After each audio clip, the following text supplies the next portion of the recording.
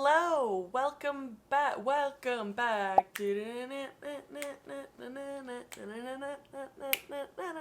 30 seconds in, we're already off track, sorry. Today I wanted to share some makeup and lifestyle items that just make your life easier, basically. All of these guys are acne prone and dry skin friendly. I think the lifestyle bits are geared more towards if you're on Accutane, but hopefully some of them can be just like helpful in general.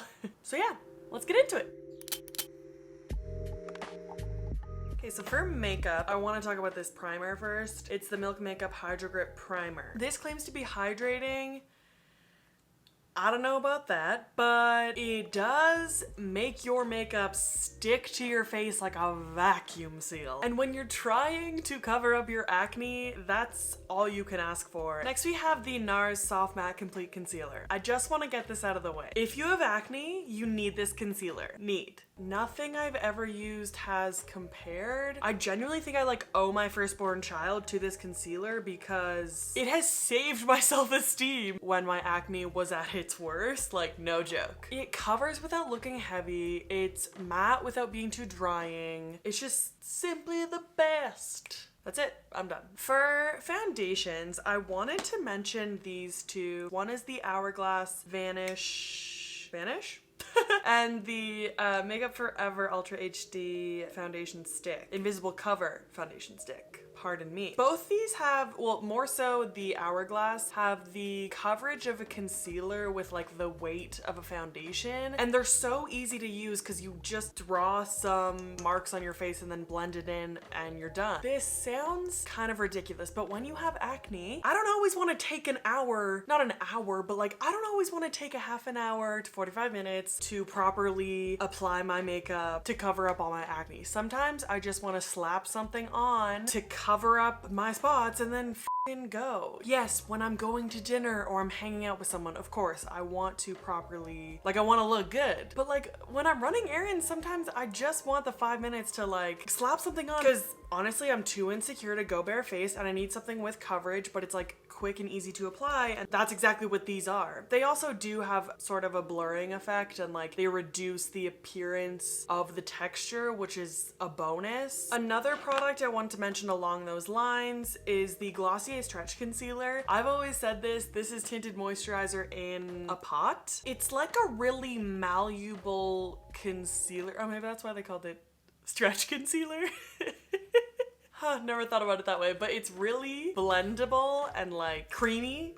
I think that's a good word to describe it. You can blend it all over your face and it doesn't look like you put concealer all over your face. It's also pretty dewy, so it brings that skin effect back. It looks like your skin. If you don't want to look like you're wearing foundation, but you still need the coverage, I feel like this is the perfect option for you. Cause I literally just put the brush right into it. Swirl a brush around and then slap it on. Gonna be completely transparent. I use this when I'm Zooming or FaceTiming or whatever, and I want to look like I'm wearing no makeup, but I want to look like it's my normal skin. I'm just not comfortable enough with my bare face right now. So let's move on.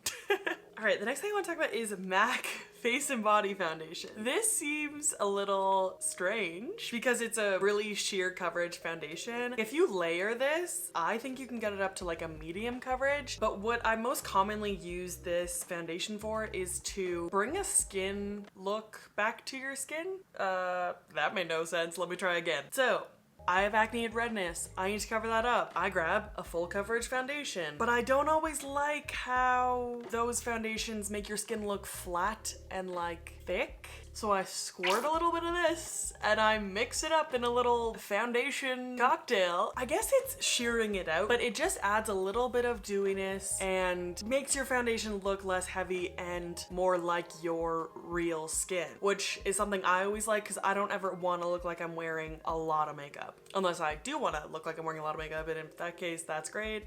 Okay, let's move on. So this Makeup Forever Matte Velvet Skin Powder Foundation is one of the only powder foundations I'm able to get away with wearing that's not too drying on my dry skin. I also really like to layer this over a liquid foundation to add more coverage where necessary. I know in part 1 I discussed lip care, but these next two I consider more makeup lip stuff.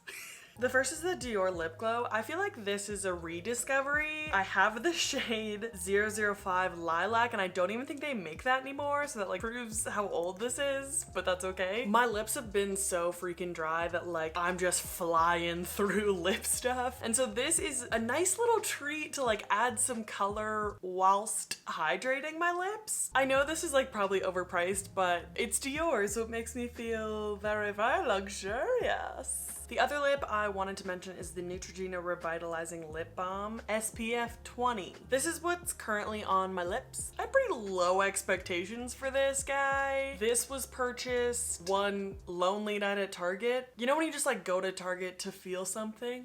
Just me? Great. No, but this has SPF in it, which for some reason is like hard to find a tinted lip product that has SPF. Like obviously there's a million different chapsticks with SPF. When you want some color, it's like, non-existent. Like I said, I was pleasantly surprised that I like love the shade of this and it has SPF in it and it's also moisturizing. And it's a drugstore, which always feels like a win. Moving on to lifestyle products. Number one, most important, is hydration. Water bottles. Hydration is super important in life, but also while you're on Accutane because it really dehydrates you. You're just perpetually dehydrated. So I try to get through at least both of these guys in a day, if not more. One is a Hydro Flask and the other is a knockoff Hydro Flask because that's how I roll. You know what I mean? To make hydration more interesting, I guess you would say, I have tried some hydration boosters. So my favorite is the Nun brand, obviously, because I keep coming back to them. I have also tried Liquid IV, which I found to be too sweet for me. Like I really had to dilute it versus this is just like a little bit of flavor and less Gatorade-like. These basically just help your body absorb the hydration with sodium, glucose, and electrolytes? That sounded really smart. Crazy I'm not nominated for the Nobel Peace Prize. Get at me. Again, unnecessary, but it's a nice switch up from just like guzzling water all day. So this medication, it's like not recommended that you drink alcohol on it. I think it's because it's like hard on your liver or something. So I've been kind of limiting myself to 1 to 2 drinks, and then I just drink seltzer water. But I'm the type of person who doesn't like to draw unnecessary attention to them. So I didn't want to make a big deal that I was basically like sober adjacent, we'll say. So I've been using a bunch of koozies. I call these koozies, I think they're called different things depending on where you live. A koozie is a really nice accessory to have to cover up what you're drinking and not be that dick that's like making a huge deal of it. Sorry, it makes everyone else uncomfortable when you're like, I'm not drinking, or you bring like a huge ass water bottle. It's like, we get it. So what I've been doing is I have like a White Claw and then I take a San Pellegrino and I slip it in the same koozie and you'd never know. Also, another tip, drink sparkling water. I used to think this shit was disgusting, but it's actually pretty good. Honestly, I feel like I have the same amount of fun, but I just wake up with less anxiety because I'm not blackout. So Accutane is best absorbed with fatty foods. As much as I want to use that as an excuse to just shove fried chicken and biscuits down my gullet, I have been trying to incorporate healthy fats into my diet. My go-to fatty foods are peanut butter or almond butter, either just like on toast or like a spoonful. Avocado, obviously, because when you think healthy fat, that's like the first thing that comes to mind. And eggs. Eggs are really great because they're really versatile. Like you can have them fried or hard boiled, or poached was a fun little adventure that I tried, but I don't f with scrambled, okay? I don't know what happened in my childhood, but I can't with the texture. It's funny because I guess I like omelets, but omelets have other flavors and they're less and they're more together. Ugh, I can't get down with scrambled. Anyways, let's move on. Okay, oh gosh, this is so loud. Let's talk about supplements. These are all the supplements I have tried since starting Accutane, and to be honest, Vitamin D is the only one you need. Basically, everyone is deficient in vitamin D, and because your skin is extra sensitive on Accutane, you should be like limiting your sun exposure and also use sunscreen. On top of that, we're staying inside more because of COVID, and so that's like all those things are hindering our absorption of vitamin D naturally. So it's a really good idea to add it to your routine. It's also a mood booster apparently, which everyone can benefit from, I think. The other supplement I have stuck to is collagen. I have a subscription for this on Amazon. It comes every 7 weeks, I want to say. It doesn't matter. That's not important. Listen, I'm aware that there are conflicting arguments about oral collagen, like whether or not there are enough studies to back up if it's beneficial or absorbed. And what I have to say to that is, you know how much shit I do that has zero evidence-based credibility? Scooping this powder into my morning coffee makes me feel healthy as fuck and that I'm taking care of myself, okay? I also take this to target joint pain more so than collagen like in my face, if I'm being honest. And one thing I actually do notice when I use this consistency is my nails get less brittle, so it has to be doing something.